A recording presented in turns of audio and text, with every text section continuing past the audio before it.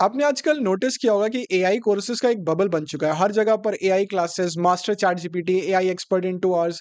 Specially prompt engineering को लेके तो इतना ज़्यादा हाइप बन गया है कि जैसे कि कोई बहुत कॉम्प्लेक्स स्किल है और बिना कोर्स के ये सीखा ही नहीं जा सकता है। लेकिन एक ऑनेस्ट सवाल अगर आप सोचें तो क्या सच में प्रॉम्प्ट लिखना इतना डिफिकल्ट होता है? मतलब आप रोज़ नॉर्मल इंग्लिश में बात करते हैं, हिंदी में बात करते हैं, इंस्ट्रक्शन देना होता है, किसी को कुछ समझाना होता है तो वो समझा लेते हैं।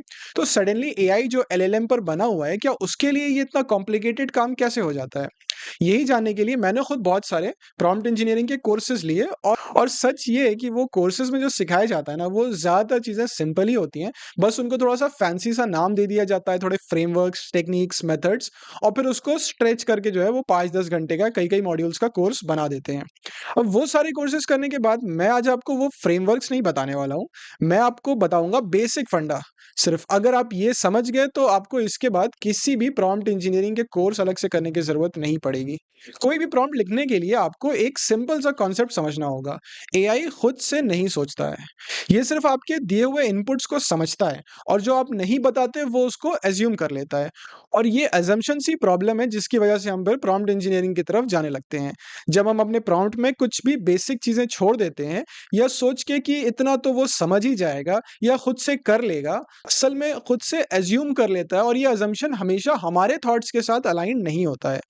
इसलिए आपको रिस्पॉन्स अच्छा नहीं लगता है और आपको लगता है कि प्रॉम्प्ट इंजीनियरिंग मुझे नहीं आती और वो सीखने की ज़रूरत है। तो एक प्रॉम्प्ट का फंडा क्या होता है एग्ज़ैक्टली?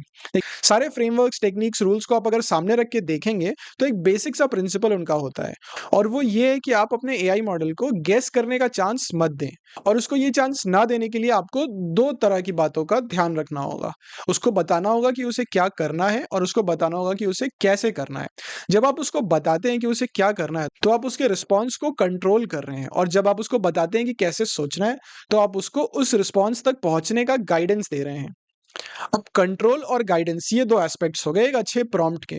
कंट्रोल करने के लिए आपको प्रॉम्प्ट में 3 चीज़ें डालनी होगी। पहला है कॉन्टेक्स्ट, दूसरा है उसका टास्क और तीसरा है कंस्ट्रेंट्स अगर कोई है कंस्ट्रेंट्स, वैसे होने ही चाहिए और उसे डालना चाहिए। ये 3 चीज़ें अगर आप अपने प्रॉम्प्ट में डाल रहे हैं तो आपका आउटपुट कंट्रोल्ड है, आपके कंट्रोल में है। अब इस कंट्रोल्ड आउटपुट को क्वालिटी आउटपुट बनाने के लिए आपको उसको गाइडेंस देना होगा। यानी कि आपको उसको बताना हो कि टास्क करने के लिए क्या प्रोसेस और क्या पर्सपेक्टिव चाहिए हमें। और यही है आपकी पूरी प्रॉम्प्ट इंजीनियरिंग। थोड़ा कॉम्प्लिकेटेड हो गया ना? इसको थोड़ा आसान भाषा में अगर हम समझें तो सिंपली आपको बताना है कि आप किस सिचुएशन की बात कर रहे हो, आप एग्ज़ैक्टली क्या चाहते हो उससे, किस तरह का आउटपुट चाहिए और उसको कैसे अप्रोच करना है। यही बेसिक बातें हैं जो आपको उसको एक अच्छे प्रॉम्प्ट में बता देनी है। अगर ये 4 चीज़ें क्लियर हैं तो आपका प्रॉम्प्ट ऑलरेडी स्ट्रॉन्ग है, आपको इंजीनियर बनने की ज़रूरत नहीं है। चलिए एक एग्ज़ाम्पल देख लेते हैं। अगर मैं बोलूँ कि एनालाइज़ द सेल्स डेटा, तो ये एक वीक प्रॉम्प्ट हो गया क्योंकि एआई गेस करेगा कि किस तरह से उसको एनालाइज़ करना है, किस फॉर्मेट में रिस्पॉन्स देना है, क्या चीज़ रिलेवेंट है, क्या चीज़ रिलेवेंट नहीं है। तो इसको थोड़ा और अगर बेटर बनाएँगे तो फिर हम कहेंगे लास्ट 3 मंथ्स का सेल्स डेटा एनालाइज़ करो, ट्रेंड बताओ और रीज़न्स आइडेंटिफाई करो। रीज़न्स यानी उन ट्रेंड्स का रीज़न। हो सकता है वो इस चीज़ को अज़्यूम करे इसी तरह से। ये थोड़ा बेटर प्रॉम्प्ट था लेकिन अभी भी इसमें गैप्स हैं। अगर हम इससे भी और अच्छा प्रॉम्प्ट लिखेंगे तो हम उसको कैसे लिखेंगे? एक्ट एज़ अ की अकाउंट मैनेजर, सबसे पहले बता दिया कॉन्टेक्स्ट, हैंडलिंग मॉडर्न ट्रेड, ठीक है? अब हमने उसको जो है फर्दर कॉन्टेक्स्ट को और एलैबोरेट किया कि लास्ट 3 मंथ्स का सेल्स डेटा को एनालाइज़ करो, पहले की ट्रेंड्स आइडेंटिफाई करो, फिर या डिक्लाइन के रीज़न्स एक्सप्लेन करो। अब देखिए हम उसको अप्रोच समझा रहे हैं, ठीक है? फिर ग्रोथ या डिक्लाइन के रीज़न्स एक्सप्लेन करो और एंड में एक्शनेबल रिकमेंडेशंस दो। यहाँ पर हम उसका आउटपुट जो है वो बता रहे हैं कैसा चाहिए, आउटपुट कंसाइज़ बुलेट पॉइंट्स में हो, हर सेक्शन में मैक्सिमम 4-5 पॉइंट्स हो। अब यहाँ पर क्या किया, यहाँ पे आपने कॉन्टेक्स्ट भी बता दिया, टास्क को क्लियर कर दिया, आपने कंस्ट्रेंट्स भी डिफाइन कर दिए, तो एआई को सोचने का एक डायरेक्शन भी मिल गया। अगर आप ध्यान से देखो तो बिना कॉन्शियसली फॉलो किए आपने एक फ्रेमवर्क को ही फॉलो करा इस रिस्पॉन्स में। बस आपको उसका नाम नहीं पता क्योंकि आपने कोई कोर्स नहीं किया है। अगर आप जानना चाहेंगे तो इस मिसाल के तौर पे बहुत सारे ऐसे मॉडल्स होते हैं जैसे कि एक होता है सीटीसी जीपी मॉडल। क्या कहता है कि आपके प्रॉम्प्ट में कॉन्टेक्स्ट होना चाहिए, टास्क होना चाहिए, कंस्ट्रेंट्स होना चाहिए, गाइडेंस होना चाहिए और पर्सपेक्टिव होना चाहिए। वैसे ही एक होता है क्राफ्ट जो कहता है कि कॉन्टेक्स्ट होना चाहिए, रोल होना चाहिए, आस्क होना चाहिए मतलब क्या चाहिए आपको, फॉर्मेट पता होना चाहिए और टोन पता होना चाहिए। तो अभी के लिए सब जार्गन्स को हम साइड कर देते हैं, ठीक है? हम अपना प्रैक्टिकल और सिंपल अप्रोच ही रखेंगे कि क्या सिचुएशन है, क्या करना है, कैसे करना है और क्या हमें चाहिए। सिंपली ये सारी बातें उसको ठीक से बता देनी है। अब मैंने मान लीजिए एक प्रॉम्प्ट दिया, राइट एन ईमेल। तो वो इस प्रॉम्प्ट में भी मुझे एक मेल हो सकता है लिख के दे देगा। क्यों? क्योंकि वो सारी अननोन चीज़ों को वो अपने गैप्स को फिल करके वो कुछ असम्पशन्स लेके एक मेल लिख देगा। इसका और बेटर प्रॉम्प्ट क्या बन सकता है? Write a professional email to a supplier for delayed shipment. अब आपने थोड़े गैप्स को फिल कर दिए।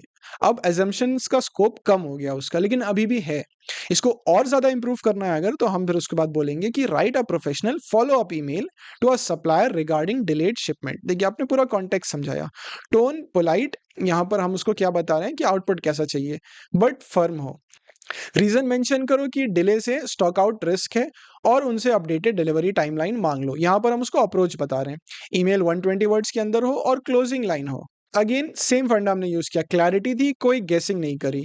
यहाँ भी आपने एआई को गेस करने का चांस नहीं दिया, तो आपका जो है प्रॉम्प्ट वो बहुत ही अच्छा है। तो बॉटम लाइन यही है कि प्रॉम्प्ट इंजीनियरिंग कोई रॉकेट साइंस नहीं होता है। आपको बस ये समझना है कि एआई को क्लैरिटी चाहिए। आप जितना ज़्यादा क्लैरिटी डिफाइन करोगे कि क्या चाहिए और कैसे चाहिए, आउटपुट उतना ज़्यादा अच्छा होगा। फ्रेमवर्क्स याद रखने की ज़रूरत नहीं है। फ्रेमवर्क सिर्फ इन्हीं बेसिक प्रिंसिपल्स को जो है आपको प्रेज़ेंट करने के लिए अलग-अलग वर्जन्स बना देते हैं। आपने एक बार फंडामेंटल समझ लिया तो फिर कांग्रेचुलेशंस, आप भी एक तरह के इंजीनियर बन गए हैं। अगेन